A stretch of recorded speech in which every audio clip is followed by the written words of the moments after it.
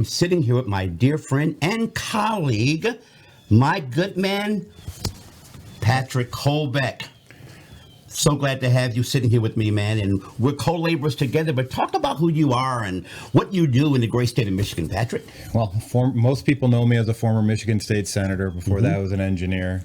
So I had a little bit different approach to politics before. But we're here today to talk about something that's near and dear to both of our hearts, and that is how we conduct ourselves in this world that we live in, and that comes from a faith perspective. And this Michigan coalition that we both worked on here for quite a long time now is something I think is going to have a huge impact for the kingdom in these upcoming years here.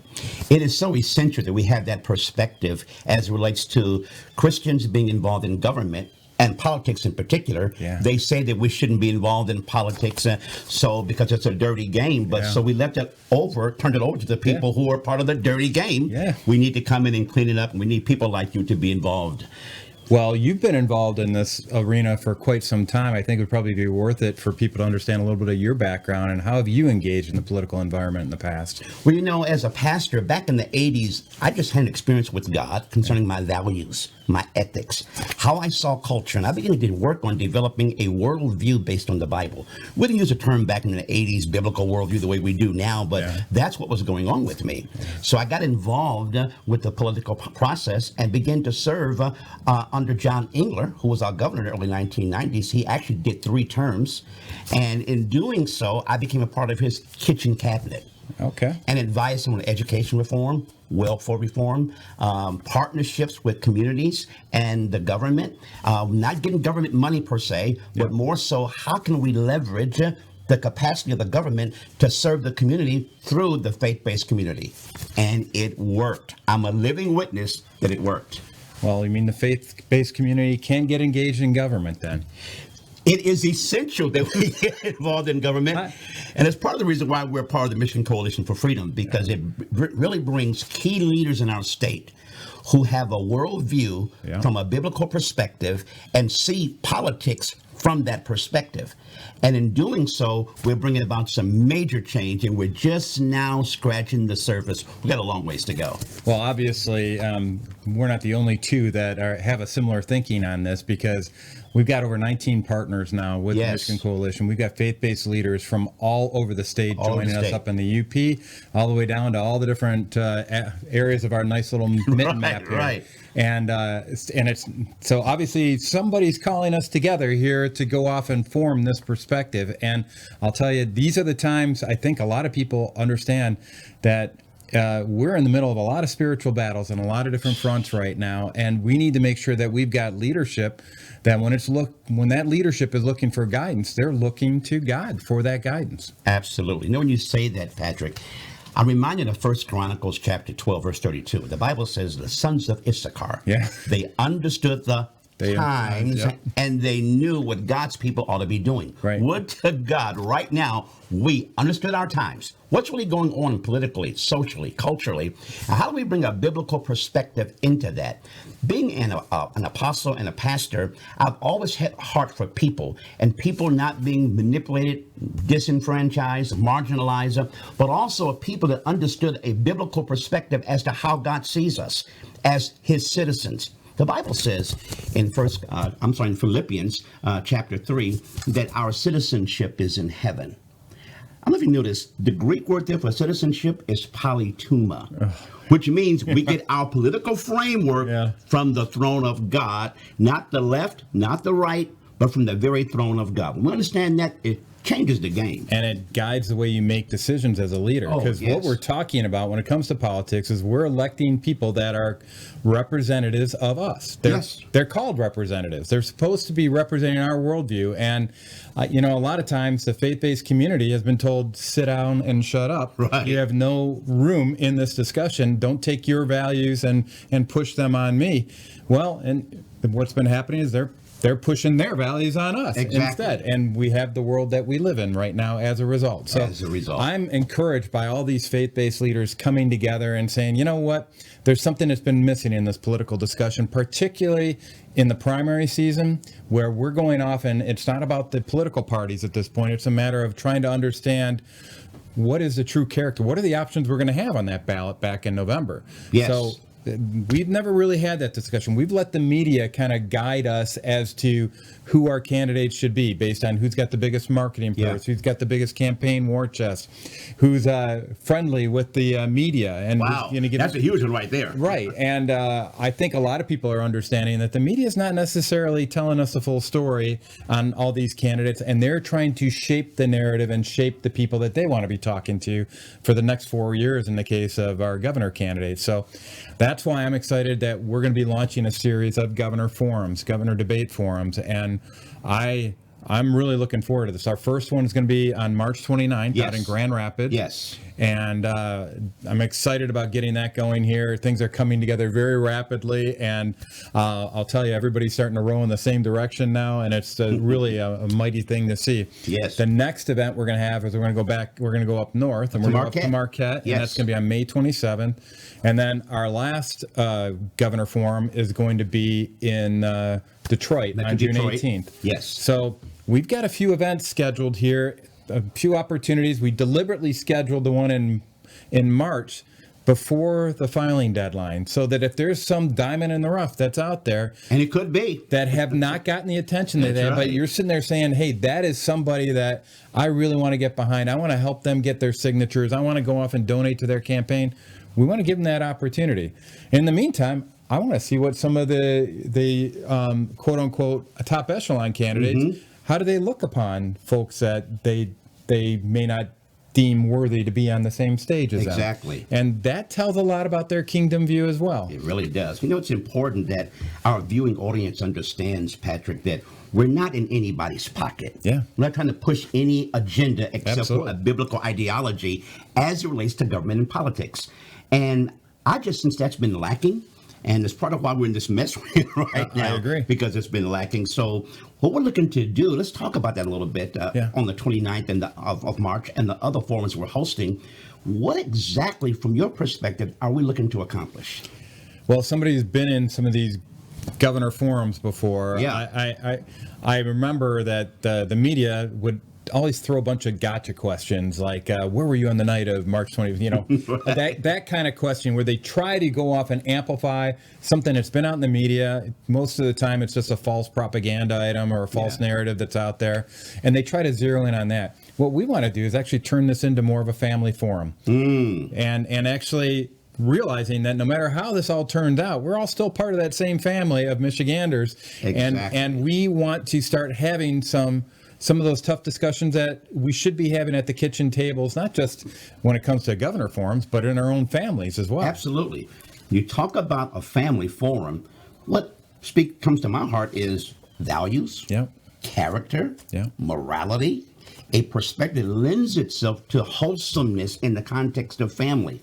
What we have going on now, to a large extent, is just the opposite. It's not wholesome at all. Not at all. And, you know, that doesn't mean that we don't touch on some key policy issues. I mean, there are some serious issues that once you hear somebody talking about how they would approach decisions around those policies, whether it deals with critical race theory or whether it deals with what's going on in our healthcare system nowadays, or, you know, even some of the geopolitical events that are happening right now, we want to understand through what lens do they view those events? And I'll tell you, we're going to try to ask the questions in a way that are going to bring that out. And that's not easy. So there's a lot of prayer that's going into how we ask the questions and what questions are asked. And we've got some great moderators to help us out on this. We do. So I know Bishop Aubrey Shines is committed to this. Maybe you can tell people a little bit about Bishop Aubrey Shines. Bishop Aubrey Shines is a dear friend of mine and ours. Yeah. And he gets it. And he has a national platform. He has a national TV ministry that's on Real America's Voice. And he hosts a show every week called America Shines. Play on his name, Aubrey Shines. And he's had some real impact. And he's been challenging as it relates to critical race theory. Really think about it. Critical race theory is like a birth child out of the critical theory ideology. And other things were birthed out of that. Marxism, socialism, communism. But when you really think about it, also social justice. From a biblical perspective, please hear this. From a biblical perspective, there's no such animal from God's ideology as social justice. That's been our problem. We've been too social. The Bible calls in Isaiah 28 the spirit of justice. What does it really mean? The spirit of justice has truth, mercy, peace, righteousness. Those are characteristics of the spirit of justice. It doesn't mean it doesn't have any social implications. It has social implications. But the core, the root of it, comes out of a spiritual understanding as to how God sees things in the culture. And when we allow other things to begin to dictate to that, then we lose who we are. And you mentioned something important, Patrick, prayer. Yeah. Without prayer, forget about it. Absolutely. That's why Second Chronicles, chapter 7, verse 14, which says, if my people, which are called by my name, would humble themselves and pray and seek my face and turn from their wicked ways, then I will hear their land. I will hear from heaven. I'll forgive their sin. We have to make sure we understand what that means to us right now. Yeah, and I think one of the key thing, when you're focused in on prayer, when you have the fruits of the Spirit, you're going to be more engaged in this environment of ours than you would be otherwise. And that's why one of our other moderators, I'm very pleased to announce, is going to be April Moss. Yes. And she is amazing, man. Absolutely. I mean, maybe you can give people a little bit of background on April. I've had some conversations with April recently.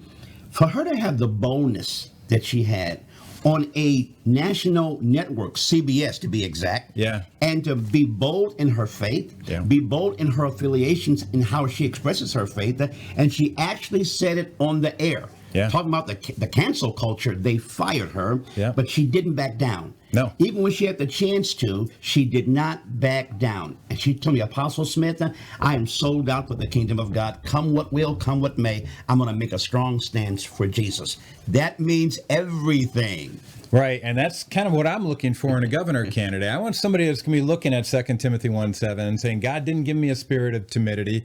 He didn't give me one of fear. He gave me one of power, love, and self-control. This isn't about just going out there swinging on these issues. It's about representing, you're talking to somebody that is a creation of God, and you have to treat them with the respect that God would treat them with, and that's a pretty high bar.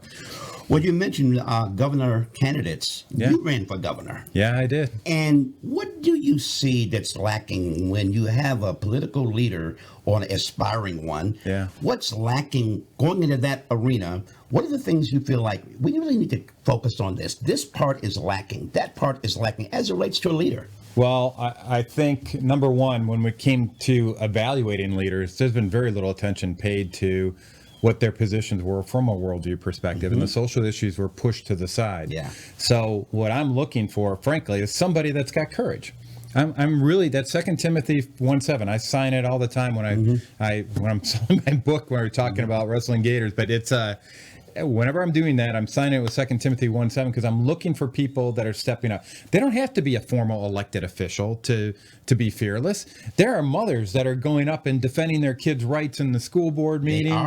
There are people that go into a store and saying, guys, no, this is not right. And they're standing up for what's right. They're being kind about it.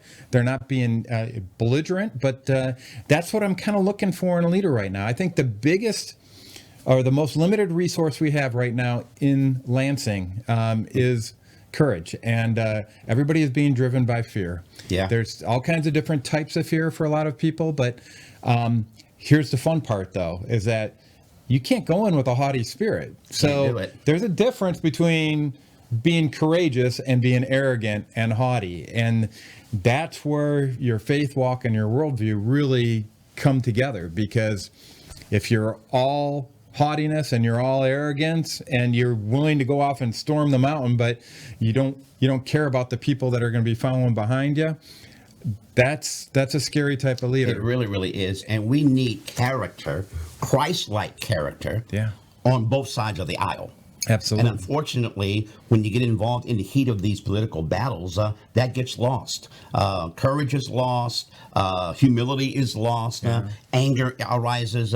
We have to make sure that we're looking at people as far as character, as far as their ability to lead with soundness of mind. That 2 Timothy 1:7 is major because part of it has to do with a sound in how they think, how they function. And I'm not sure if our viewing audience, when they go to vote, they think about those kinds of things. That's paramount.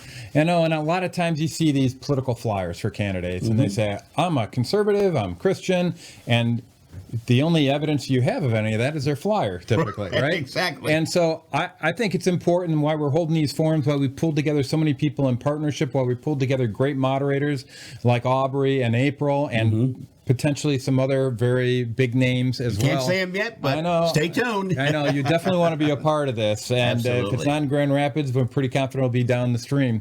But this is important that we bring them all together in this forum. And I'm really looking forward to see what God mixes up in that, because a lot of people are just answering the call.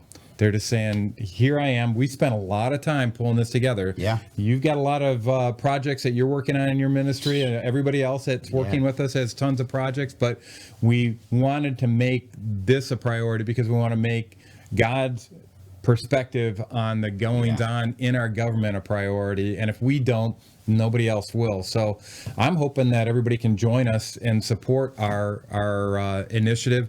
If you want to be part of it and you want to learn more about what we're doing, please go to MichiganCoalition.org. It stands for the Michigan Coalition for Freedom. And on that website, there's a lot of information. You can see all the different partners we have. And you can get some bios on some of the faith-based leaders that have been helping shape the mission of this Michigan Coalition. And also, if you want to help out financially, this is something that I've never very good at when I was running for office, but we could really use the help because putting on these forums is not free, and we do need the financial support. So if you can help us out at MichiganCoalition.org, and above all, though, please just spread the word. Absolutely. Let everybody know about this. If you want to participate, you want to volunteer at these forums and help us out, we'd love to have you. So Ellis, thank you very much for your leadership. Ellis has been leading us since day one on this, and I can tell you what you see is what you get. He is a faith-based leader, and he's making sure that we've got a rudder in the water guiding us through these troubled times, and I truly appreciate it.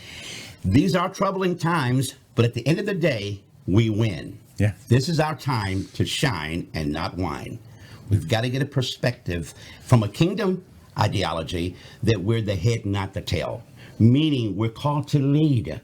Jeremiah chapter 1, God said, this day I have set you over the kingdoms and over the nations. We have failed at that. Then he says why? To tear down, to throw down, to pull down, to uproot. Then he says to build and to plant. That's exactly what we're doing at the Michigan Coalition for Freedom. We're so glad you joined us today. We pray that our dialogue between two guys that love God, love each other, and are looking to raise up the standard in the great state of Michigan to represent our God and his kingdom. Thank you for joining us.